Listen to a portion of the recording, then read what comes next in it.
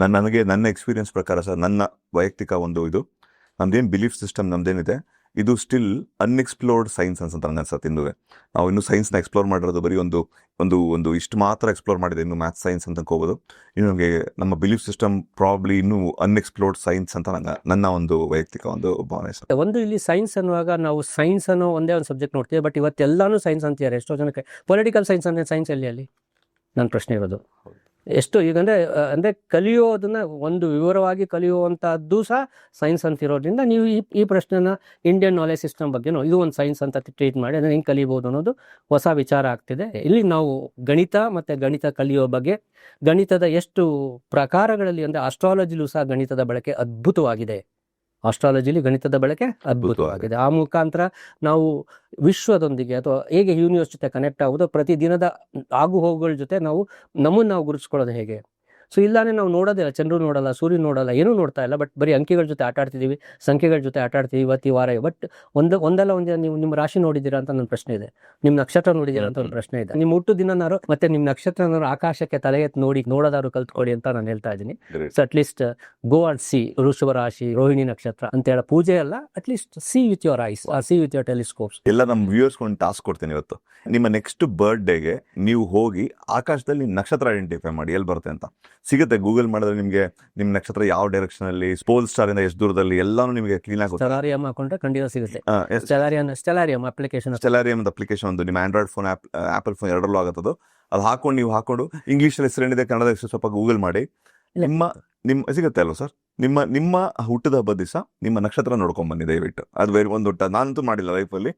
If data science predicts, so ಜ್ಯೋತಿಷ್ಯನು predict ಮಾಡೋದು ಎರಡು. But how much you believe ಅನ್ನೋದು ನಿಮ್ಮ ಕ್ವಶನ್, ನನ್ನ ಪ್ರಶ್ನೆ ಅಲ್ಲ ಅಂತ ನಾನು ಹೇಳ್ತೀನಿ. Correct sir. So data science ಇಂದ ಎಷ್ಟು ನೀವು ಬಿಲೀಫ್ ಮಾಡಿ ಅದರ ಔಟ್ಪುಟ್ ತಗೊಳ್ತೀರಾ, ಅದೇ ತರ ಇದು prediction. So both are doing. Great point sir.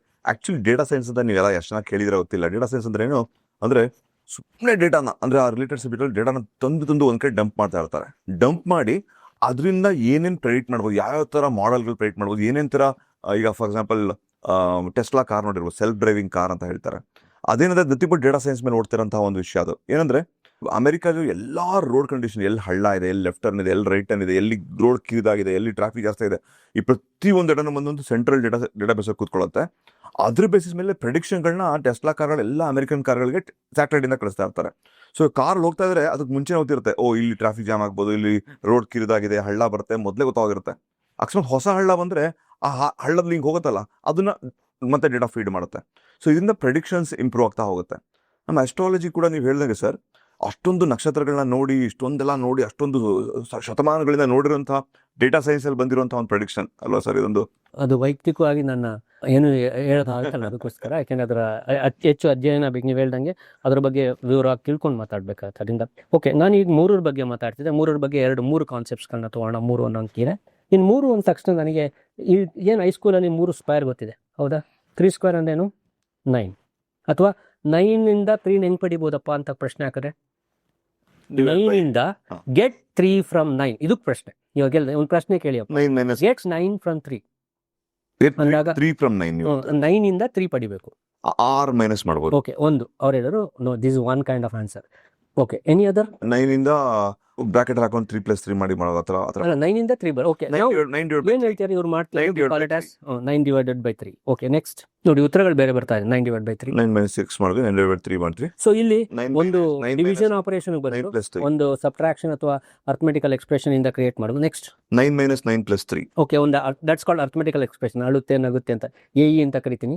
A ಅಂದ್ರೆ ಅರ್ಥಮೆಟಿಕಲ್, ಗಣಿತದ ಒಂದು ಎಕ್ಸ್ಪ್ರೆಷನ್ ಅಂತ ಕರಿತೀವಿ. ಓಕೆ, ಬೇರೆ 9 + 1 - 7 ಆ ಥರ ಎಲ್ಲ ಮಾಡ್ಬೋದು. ಸೊ ಬಟ್ ಇದ್ಯಾಕೆ ಮಾಡಲಿಲ್ಲ? ಸ್ಕ್ವೇರ್ ರೂಟ್ ಆಫ್ 9 ಏನು? ಸ್ಕ್ವೇರ್ ರೂಟ್ ಆಫ್ 9 ಒಂದೇ ಒಂದು, ಅದು positive answer. Square root of 9 is 3 ಅಲ್ವಾ? ಅಂದರೆ 9ನ್ನ 3 ಪಡಿಬೋದು. ಹೇಗೆ? ಸ್ಕ್ವೇರ್ ರೂಟ್ ಅನ್ನೋ ಒಂದು ಕಾನ್ಸೆಪ್ಟ್ ಕಲಿತೀರ. ಅದಕ್ಕಿಂತ ಸ್ಕ್ವೇರ್ ಮಾಡಿದ್ದೆ. ಸೊ ಅದು ಅಲ್ಲೇ ಒಂದು ಕ್ಲೂ ಸಿಗುತ್ತಾ ಅಂತ ನೋಡ್ತಿದ್ದೆ ನಾನು. ಸೊ ಏನ್ ಕಲ್ತಿದ್ದೀರೋ ಅದರಿಂದ ಏನಾದ್ರು ಕಲ್ತಿದ್ದೀರಾ ಯೂನಿವರ್ಸ್ ಅಲ್ಲಿ? ನಾನು ಹೇಳ್ತೀನಿ. ಅದಕ್ಕೆ ಲಾಸ್ಟ್ ಟೈಮ್ ಇದು ಹೇಳಿದ್ದೇನೋ ಗೊತ್ತಿಲ್ಲ, ನಾನು ಹೇಳಿದೆ 1 ಗೊತ್ತಿದೆ, 2 ಗೊತ್ತಿದೆ, 3 ಗೊತ್ತಿದೆ, 4 ಗೊತ್ತಿದೆ, 5 ಗೊತ್ತಿದೆ, ಬಟ್ 1/1 ಗೊತ್ತಿದೆಯಾ? ನೋಡಿದ್ರಲ್ಲ ಈ ಪಾಡ್ಕಾಸ್ಟ್ ಕ್ಲಿಪ್ ನೀವು, ಇದು ನಿಮ್ಗೆ ಇಷ್ಟ ಆಯ್ತು ಅಂತ ಅನ್ಕೋತೀನಿ. ಈ ಒಂದು ವಿಡಿಯೋದ ಫುಲ್ ವಿಡಿಯೋ ನೋಡಬೇಕು ಅಂತ ಶ್ರೀಮಂತ ಮನೆಪಾಠ ಚಾನಲ್ ಬಂದು ನೋಡಿ. ಅದರಲ್ಲಿ ನಿಮಗೆ ಫುಲ್ ವಿಷಯಗಳು ತಿಳ್ಕೊಳುತ್ತೆ. ಇನ್ನೂ ಇಷ್ಟೊಂದು ಹಲವಾರು ವಿಷಯಗಳನ್ನ ತಿಳ್ಕೊಳ್ಳೋ ಸಿಗುತ್ತೆ. ನಿಮ್ಗೆ ಟೈಮ್ ಇದ್ರೆ, ಟೈಮ್ ಇಲ್ಲ ಅಂದ್ರೆ ನಾವು ಶ್ರೀಮಂತ ಮನೆಪಾಠ ಕ್ಲಿಪ್ಸ್ ಅಲ್ಲಿ ಬಂದು ನೀವು ಎಲ್ಲಾ ಕ್ಲಿಪ್ಗಳನ್ನ ತುಂಬ ಸಂಕ್ಷಿಪ್ತವಾಗಿ ಸುಲಭವಾಗಿ ನೋಡಿಕೊಂಡು ನೀವು ಎಂಜಾಯ್ ಕೂಡ ಮಾಡ್ಬೋದು. ದಯವಿಟ್ಟು ಶ್ರೀಮಂತ ಮನೆ ಪಾಠ ನೋಡಿ, ಶ್ರೀಮಂತ ಪಾಡ್ಕಾಸ್ಟ್ ಕ್ಲಿಪ್ ಚಾನಲ್ ಎರಡಕ್ಕೂ ಸಬ್ಸ್ಕ್ರೈಬ್ ಮಾಡಿ, ಎಂಜಾಯ್ ಮಾಡಿ, ಎಷ್ಟೊಂದು ವಿಷಯಗಳನ್ನ ತಿಳ್ಕೊಳ್ಳಿ.